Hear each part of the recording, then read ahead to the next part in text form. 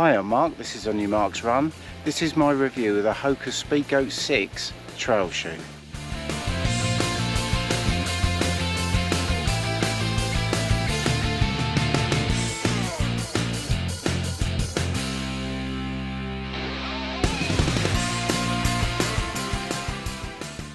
So in this video I'm going to talk about what I like and what I don't like about this shoe, and whether the Hoka Speedgoat 6 updates are an improvement and whether they make this a better shoe than the previous version. Hi, welcome to the channel, welcome back if you're a previous visitor. Thank you for the support, it's very much appreciated. So the Hoka Speedgoat 5 was a real trail favourite of mine. I really did enjoy that high stack comfort and fit, that stability and grip that it gave me. I found it a really versatile shoe. I ran on lots of different terrain and surfaces, and I found it quite a fast shoe with that meta rocker that was incorporated into the midsole. Yeah, so I did enjoy that shoe. I believe that some runners had issues with the long-term performance and the midsole, and others had issues with the upper material stretching, affecting the lockdown. I never experienced any of those issues. I really did enjoy the previous version, but it does look like Hoka have looked to address those issues in this new update. So I retired my Hoka Speedgoat 5s a couple of months ago after running 600 miles in them, and yeah, I decided to wait a few months for the Hoka Speedgoat 6 update to come out, and yeah, I really couldn't wait for that one to be released so I can give it a try. So just back out on another trail run, putting some more miles in the Hoka Speedgoat 6s. I've had these shoes for about 4 or 5 weeks now, and I've run almost 100 miles on varying terrain and different surfaces. I've run at different paces, from like a social kind of pace all the way through to my quicker paces. As always, this isn't a sponsored video. No one's paid me to make this review. These are just my views and experiences of running in the shoe. And as a preview, here's some footage from my initial runs.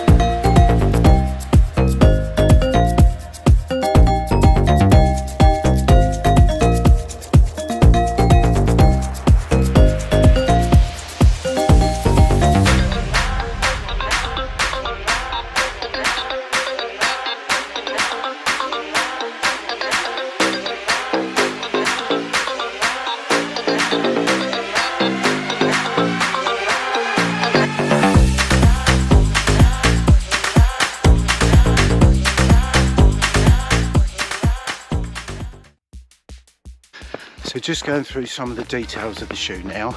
The stack heights for the men's is 40mm in the heel and 35mm in the forefoot, giving a 5mm overall drop. And then for the women's, we have 38mm in the heel, going down to 33mm in the forefoot, giving that same 5mm drop from heel to toe. Yeah, so there's been a couple of changes from the previous version. We've got a 7mm increase in stack height and a 1mm increase in overall drop from heel to toe. Yeah, so there's quite a bit of extra foam underfoot on this one. The weight for a men's size 9 UK is 282 grams, and the weight for the women's size 6.5 UK is 232 grams. I believe for my men's size 10 UK in the wide version, comes in at about 290 grams. Yeah, so I think it's about 10 grams lighter than the previous version, which is really good considering they've added that extra stack height and we've got that extra foam underfoot. There are 5 different colourways available for the men and 4 for the women. If you need to select the wide version, I believe there's only 3 colourways. I've gone for the antique olive squash colour, which I think hides the dirt quite well. And yeah, it's quite a nice looking shoe. I'm quite happy with it. So the price of the shoe is £140 in the UK and $155 in the US. I think this has gone up about £10 since the previous version, but still a very competitive price, and I think it's still good value. So just going through some of the features of the shoe, the heel counter looks very similar to the previous version. There's that rigid band that goes round and then extends up the heel. Yeah, it's probably a bit stiffer than the previous version, but there is plenty of padding around that ankle collar and on the heel. Yeah, so that gives that nice bit of comfort, and you've got that extra foot security. That extended heel tab is still there. That was a feature that I really enjoyed on the previous version. It just takes that pressure off of the Achilles tendon. I can get a bit of irritation from time to time from different models of shoe. There's also been a little tweak to that flare that was on the previous version. I think they've reduced that a little bit just to stop debris getting in. And the heel loop has made a return on this version. It's skipped a generation. You now have 2 options when pulling on those shoes. You've got the loop and the tab. I think it's quite handy. Of course, you can tether the shoes together with a carabiner. You can hang them on a rucksack. You can hang them up to dry. Yeah, so I think that's a nice addition.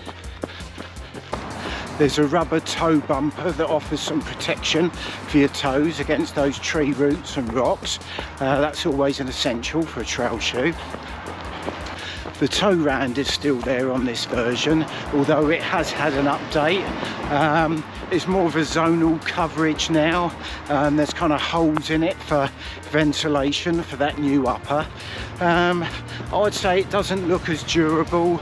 Obviously it's a bit thinner as well, so that's offering less protection for those toes. I've got a feeling that maybe that could delaminate over time, but I suppose time will tell on that one. There's a thin lay flat dual gusseted tongue which helps keep the weight down. It doesn't get waterlogged, it keeps the debris out, and it also stops it from slipping from side to side. That can be a pain when you're on a run. I did like the tongue on the previous version and found it pretty comfortable, but it does look like Hoka have added a little bit of padding to this tongue on this shoe.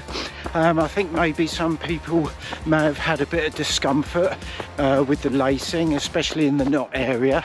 Yeah, so that's good. That just prevents that irritation that you get from the laces biting in the top of the shoe. Yeah, so that's a good addition. The eyelet chain is a pretty traditional design, very similar to the previous version. It's got those 2 extra holes for the runner's loop, if that's something that you like to use. There are overlays to help reinforce the eyelets for that extra durability. The shoe cinches up over that tongue nice and flat with no creasing. I'm getting a nice even lockdown, nice and comfortable. And the laces supplied with the shoe are those lay flat type that work well with the thinner tongue. Even when cinched down, the pressure seems to spread across the top of the tongue. They don't seem to dig into the top of the tongue. I'm not getting any irritation on the tendons, even when I'm cinching those down for that good lockdown. And they seem fairly similar to the previous version, and they don't untie, so that's good. So the upper material has now been updated to a lightweight woven textile. There's now a framework of tape to the underside which adds rigidity and support. As I mentioned before, some runners did have issues with the long-term durability and performance of the Speedgoat 5 upper. I think this was largely due to the overstretchy material on that upper. I never really had any problems with that. I did enjoy that shoe. It was lovely and comfortable, and I did get a decent lockdown. I think Hoka have looked to improve this with the Speedgoat 6. Obviously we've got that stiffer, more durable material which should offer a more secure and consistent lockdown over the lifetime of the shoe. And another small improvement, there's a slightly larger dynamic vamp which allows for expansion over the toe box area. This can move and adjust as your feet expand when they get hotter over those longer miles and in the summer months. The woven textile of the new upper doesn't seem to be quite as breathable as the previous version. But I have done lots of running in hot weather and I haven't noticed my feet overheating, and generally I found that the upper's been very comfortable and comparable to the previous version, so that's good. So moving on to the fit of the shoe now, this seems to be that typical Hoka snug fit, which is fine if you've got a narrow foot or you're looking for that more aggressive lockdown for those faster technical trails. If you're like me and you like that more relaxed fit for those longer miles, you may want to consider going up half a size or maybe opting for the wide version. So I decided to buy my usual Hoka size, which is a men's size 10 UK in the wide version. And yeah, this was spot on. It seemed to fit exactly as before as it did in the Speedgoat 5s. It was true to size in the length and there's plenty of room in the toe box. Yeah, for me, Hoka have been pretty consistent in their sizing across the different models. And I would say if you've had Hokas before, especially the Speedgoat, I think you should be good to go if you buy the same size. If you are new to the Hoka brand, I certainly would recommend going to a shop, trying a few different pairs on, maybe try half a size up, maybe look at the wider version if you have got wider feet, and also consider what socks you're going to wear. Is this going to be a winter shoe? Will that affect the size that you're buying? So moving on to the midsole now, Hoka have marketed this shoe as a balanced cushion shoe with lots of protection underfoot while still maintaining that responsive toe off when you want to go faster. The construction of the midsole is still that compression moulded EVA foam, very similar to the Speedgoat 5, but Hoka have updated the formula to a denser formula to give that performance and durability over the lifetime of the shoe. I think this version is slightly stiffer, maybe a little bit more responsive than the softer, bouncier, more comfortable Speedgoat 5, but there's not a huge amount of difference, and I think it's still a balanced cushion shoe. I do think that this version is slightly firmer, slightly stiffer. There's a little bit less bend and twist. It is very nimble though, and it does perform well on those technical trails. Yeah, and I've still got that connection with the trail, just enough ground feeling underfoot, even with that extra foam and that increased stack height on this version. We still have that meta rocker geometry in the midsole. It really helps you achieve that smooth, efficient turnover. I find it really easy to pick up the paces, especially on those harder surfaces, and it's really enjoyable to run in and easy to keep that momentum going. And that broad design of the shoe gives a large landing area, which makes for a nice stable ride. So moving on to the outsole now, we still have that really sticky Vibram Megagrip compound that helps you stick to wet rock and other hard surfaces. and this does perform really well. You can really feel that stickiness on rock and those hard surfaces. It gives you a bit of flexibility on the trails that you can go on. I'm certainly looking at this shoe as a contender for the UTS, the Ultra Trail Snowdonia race that I'm booked into for next year. We've got a slightly updated 5mm multi-directional lug pattern. Yeah, I haven't noticed too much difference. It's still great on the trail, and it's really good for grip and traction on those aggressive ascents and descents, especially where I live on the South Downs. Yeah, I think the Speedgoat offers great grip and traction in those typical conditions on a variety of terrain and surfaces. Yeah, so that makes for a really good, versatile trail shoe. I have found when I've hit those more extreme conditions, like really sloppy mud, that I've struggled a bit more. Of course, there's a lack of stud length. The mud clearance probably isn't the best. But these are a jack-of-all-trade multi-purpose trail shoe. They're not a specific surface kind of shoe like a fell running shoe. So I did decide to buy an additional pair of fell running shoes for those winter trail runs and for those cross-country races. Yes, that's a good combination. So moving on to the durability of the shoe now, I'm expecting to get 500 or 600 miles from this Speedgoat 6. Yeah, I can see this being comparable to my previous version, which was the Speedgoat 5. I did get 600 miles from that shoe. The Speedgoat 5 upper and midsole did hold up very well for me. There's no visible damage, but the bounce and performance did drop off over the lifetime of the shoe. So I decided to retire my Speedgoat 5s when the outsole lugs wore down too low and I could no longer get the grip that I needed on those softer surfaces. I see no reason why the Speedgoat 6 can't achieve 500 to 600 miles, especially with those improvements to the midsole and the upper. So just to recap then before we make our verdict, this is still a really reasonably priced shoe. It's good value for money. There's been a few little tweaks for this version. We have the heel tab, which is slightly less flared to stop that debris getting in. The heel loop is back, which is very useful. There's extra padding on that tongue to stop irritation. We have a brand new woven textile upper to add rigidity and structure and to improve the lockdown and durability over the lifetime of the shoe. We have a thicker, lighter midsole foam to add more cushion and protection underfoot. It's a firmer, more responsive foam to improve the performance over the lifetime of the shoe. The broad design of this shoe makes it a very supportive and stable ride, and we still have that grippy outsole with the Vibram Megagrip.